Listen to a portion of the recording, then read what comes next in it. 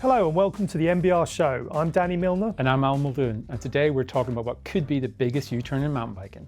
So after saying they would never make an e-bike, Santa Cruz has gone and made another massive U-turn and they've ditched the VPP system. Yeah, they switched to an FSR 4-bar design. Yeah, but why have they done this? Well, if we go back a little bit, before there were e-bikes, no one ever had to consider like packaging their suspension links around like this big chunky motor. And it's a bit like with idler designs, where we've seen the kind of increased complexity that brands have been switching to like 6-bar suspension designs to kind of fit it all in. So the key thing with Santa Cruz's signature VPP design is that like it's a twin link design, and getting that lower link in the right place and at the right angle on the frame to get the correct suspension characteristics, it's nigh on impossible, basically, with a full-sized, full-power motor. So are there any other advantages of using that FSR system? Well, yeah, there's a couple for Santa Cruz for sure. The first one is you don't have to cut a hole in your frame, so you can see your side basically on your shock. And then if we look at the, let's say any of the other like analog VPP bikes, where the shock's horizontal and kind of sits above the suspension, it pierces the seat tube.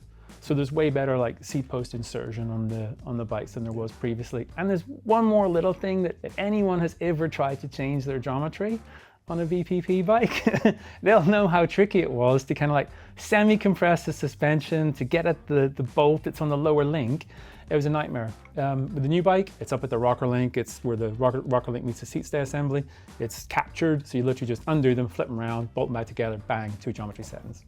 Well, it sounds like a win-win for Santa Cruz, but has anything else on the bike changed? Like, is the Geo changed at all? Yeah, the Geo's, there's one subtle change to the Geo, and I think that's a real result of switching from VPP to FSR, and that's that they can make the rear ends shorter. So they've switched to proportional chainstay lengths on the new bike. There's a 439mm chainstay on the size small, and on the old Heckler, it was 446. Okay. So that being able to introduce those shorter stays on the smaller bikes will definitely help offset the weight of that 600 watt-hour battery that's like nestling in the down tube. Yeah. So I think that's a big bonus, right, in terms of handling.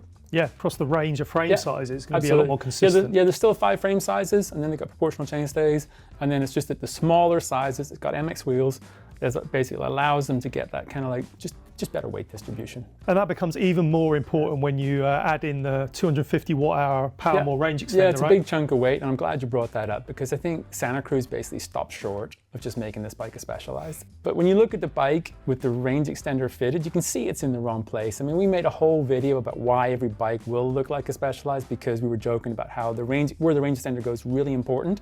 So having it as low in the frame as possible is like, it's really advantageous, but with Santa Cruz's new vertical shock position, they can't quite do that. And it's a little bit odd in a way, because their old VPP design had the shock driven by the seat stays and a swing link, and it was kind of under the top tube. And even their Blur XC bike.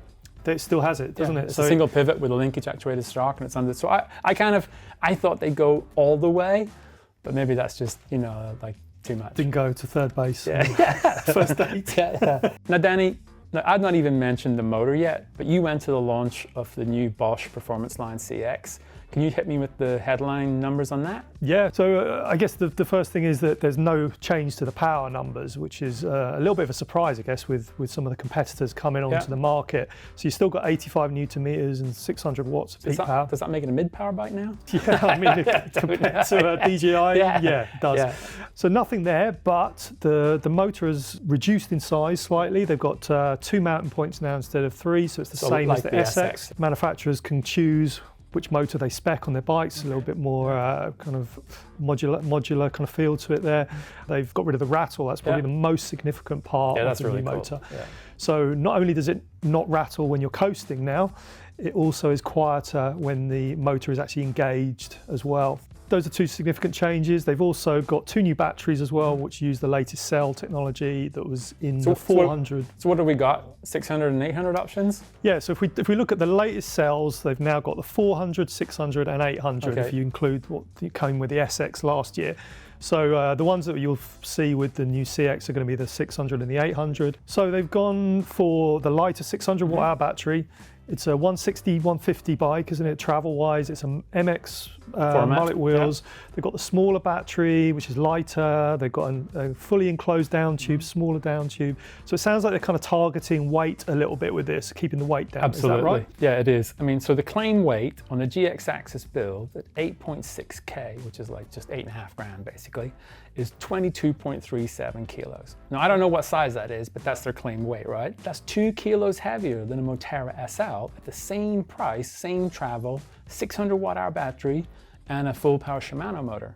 Okay. So it's not crazy light, right? All right, so what about the Heckler SL, that other lightweight e-bike? Okay, so this is where it gets interesting, right? So the equivalent price for Zua bike, the Heckler SL weighs 19.78 kilos. And I know it weighs that because I weighed it, right? But bear in mind, that's got a 430 watt-hour battery and it's only got 60 Newton meters of torque, not 85. And it's not gonna have the same grunt. So it sounds like they built that bike pretty solid then, the Vala. Yeah, absolutely. And like the thing is, I know we said at the start, we build this as a massive U-turn, but I really admire the courage it takes, because being wedded to one design in an environment where the technology is changing so quickly, it's just crazy. And like what Santa Cruz has done is basically they've gone, okay, our VPP design doesn't really work with these big kind of bulky motors. We can't package it correctly.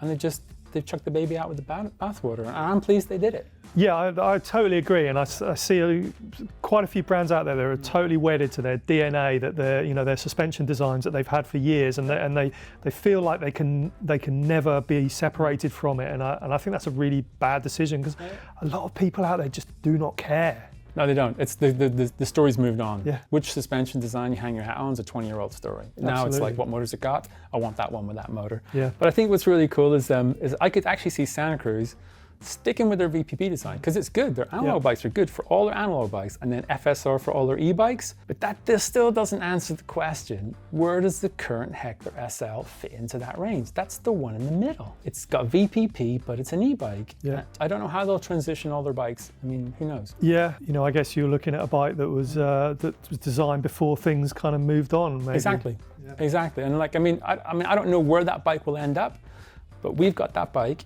in a test, in an SL e-bike test with 7 other e-bikes. So make sure you subscribe to the channel so you don't miss that review.